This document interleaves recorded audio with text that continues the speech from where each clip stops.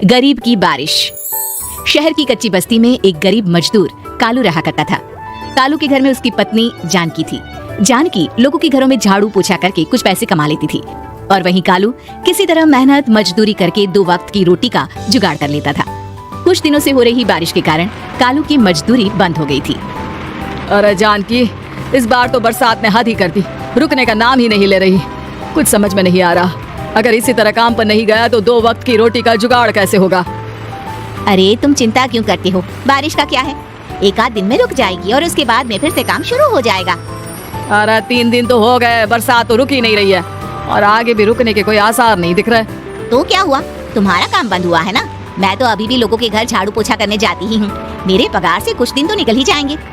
अरे घर का खर्चा तो हम किसी तरह चला लेंगे जानकी, लेकिन ये जो छत टपक रही है इसका क्या करेंगे।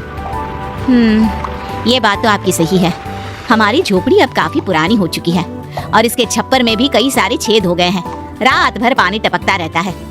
अरे मैं भी इसी बात से बहुत परेशान रहता हूँ, कहीं किसी दिन ज्यादा बारिश आ गई तो हमारी झोपड़ी टूट कर बिखर ना जाए। राम राम राम, ऐसी अशुभ बातें क्यों करते हो। अरे ऐसा कुछ नहीं होने वाला, ये झोपड़ी ही तो हमारा सब कुछ है। अगर यही नहीं रही तो हम जाएंगे कहाँ। ठीक है जानकी, जब तुम्हारी पगार मिल जाएगी तो कुछ पैसे बचाकर झोपड़ी के छप्पर की मरम्मत करवा लेंगे, शायद हमारी परेशानी कुछ कम हो जाए।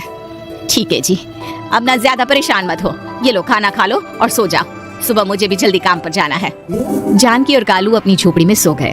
रात को अचानक से बहुत तेज बारिश शुरू हो गई। धीरे धीरे बारिश का पानी कालू की बस्ती में भरने लगा। पानी भरते भरते झोपड़ी के बाहर तक पहुंच गया था। सुबह के वक्त जब कालू और जानकी सोकर उठे, हे भगवान, ये क्या हो गया। बारिश का पानी तो हमारे घरों तक पहुंच चुका है। अब मैं काम पर कैसे जाऊंगी। रहने दो जानकी, तुम आज काम पर मत जाओ। ऐसे पानी से निकल कर जाओगी और बीमार पड़ गई तो लेने के देने पड़ जाएंगे। लेकिन अगर नहीं गई तो मालकिन लोग नाराज हो जाएंगे। आप जानते हैं ना, बड़ी मुश्किल से 1 दिन की छुट्टी भी नहीं देती है। अरे लेकिन जानकी, झोपड़ी के बाहर तो पूरी बस्ती में पानी भरा है, तुम जाओगी कैसे। जानकी जैसे तैसे करके काम पर चली जाती है, लेकिन अगले दिन फिर से बहुत ज्यादा बारिश होती है और बस्ती में ज्यादा पानी भर जाता है। आज तो मैं तुम्हें किसी भी तरह काम पर नहीं जाने दूंगा। अरे अगर तुम्हें कुछ हो गया तो क्या होगा। ठीक है, तुम ठीक ही कहते हो, आज नहीं जाती। अगर मालकिन नाराज हो गई तो मना लूंगी किसी तरह। अरे मनाने वाली क्या बात है, जब तुम बताओगी कि हमारी झोपड़ी में पानी भर गया है तो वो खुद ही समझ जाएंगे ना। अगले 2 दिन तक तेज बारिश होने की वजह से जानकी, कालू और आसपास की बस्ती में रहने वाले सभी लोगों के घरों में पानी भर जाता है, जिसकी वजह से जानकी काम पर नहीं जा पाती। और 3 दिन के बाद जैसे ही जानकी काम पर पहुंचती है, कहाँ थी तुम? पिछले 3 दिनों से काम पर क्यों नहीं आई? मैम साहब क्या बताऊं, इतनी ज्यादा बारिश हो रही थी, हमारी पूरी बस्ती में पानी भर गया है और उससे भी ज्यादा तो मेरी झोपड़ी के अंदर पानी भर गया। आप ही बताइए कैसे आती मैं। इसका मतलब ये हुआ कि बारिश होगी तो तुम काम पर नहीं आओगी। ना ना, मेरे कहने का ये मतलब नहीं था मैम साहब। तुम जानती भी हो 3 दिन से कितनी परेशानी हो रही है मुझे। सारा काम मुझे खुद करना पड़ा। माफ कर दीजिए मालकिन जी, पर मैं क्या करती, आने के लिए रास्ता ही नहीं था, सब जगह पानी भरा हुआ था। बहाने तो तुझे बहुत बनाने आते हैं। जानकी देख, अगर अगली बार ऐसा किया ना तो फिर काम से हमेशा के लिए छुट्टी। अरे ना ना मालकिन, ऐसा मत कीजिए। बारिश की वजह से मेरे पति की मजदूरी भी छूट गई है। बड़ी मुश्किल से घर में 2 वक्त खाने की रोटी का जुगाड़ हो पाता है। आप मुझे काम से निकाल देंगे तो हम क्या खाएंगे।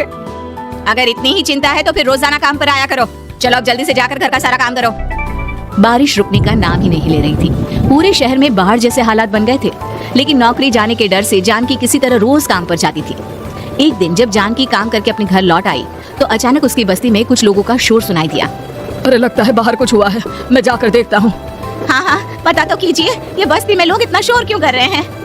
बाहर जाकर कालू ने एक आदमी से पूछा, अरे क्या हुआ भाई, इतना शोर क्यों मचा रहा है। अरे क्या बताए भैया, अपनी बस्ती के बाहर एक पुल टूट गया है और वहाँ पर एक कार फंसी है। थोड़ी देर में अगर किसी ने नहीं बचाया ना तो वो कार पानी में बह जाएगी। ये क्या कह रहे हो भैया, कार के अंदर कोई है क्या। हाँ, कोई औरत बैठी है अकेली है, बहुत रो रही है बेचारी, मदद के लिए बुला रही है। अरे तो हमें जाकर उनकी मदद करनी चाहिए ना। अरे लेकिन इसमें बहुत खतरा है, हमें अपने आप को बचाना चाहिए। पानी कभी भी हमारी बस्ती की तरफ आ सकता है। अरे तुम्हें नहीं चलना तो मत चलो, लेकिन मैं तो जाकर उस औरत की मदद जरूर करूंगा।